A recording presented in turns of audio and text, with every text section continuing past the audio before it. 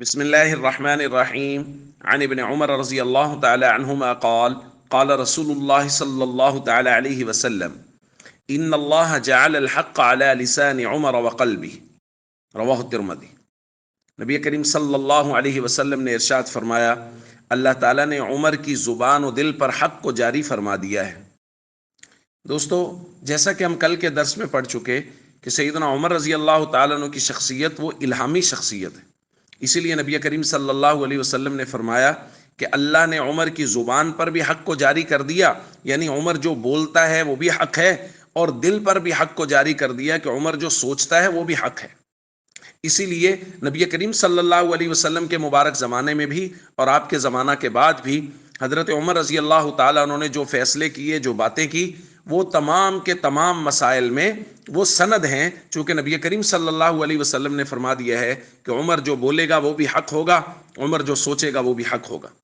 اور دوسری سند نبی کریم صلی اللہ علیہ وسلم کی طرف سے وہ اس طرح ہے کہ نبی کریم صلی اللہ علیہ وسلم نے ایک روایت میں فرمایا، فَإِنَّهُ مَن يَعِشْ مِنكُم بَعْدِي فَسَيَرَىٰ اخْتِلَافًا كَثِيرًا، جو لوگ میرے بعد زندہ رہیں گے وہ بہت سے اختلافات دیکھیں گے۔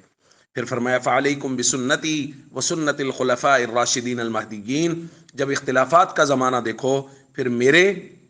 اور خلفائے راشدین کے طریقے کو لازم پکڑو، یعنی میری سنت پر عمل کرو اور خلفائے راشدین جو ہدایت یافتہ ہیں ان کی سنت پر عمل کرو۔ تو دوستو، حضرت عمر رضی اللہ تعالیٰ عنہ بالخصوص اور خلفائے راشدین بالعموم، ان کے لیے نبی کریم صلی اللہ علیہ وسلم کی طرف سے یہ سند جاری ہے۔ اس لیے جتنے مسائل میں بھی کوئی اختلافی مسئلہ ہو، اس میں حضرت عمر رضی اللہ تعالیٰ عنہ کی رائے آ جائے تو آنکھیں بند کر لیجئے اور سمجھ لیجئے کہ یہ فیصلہ عین منشاء نبی صلی اللہ علیہ وسلم کے مطابق ہے۔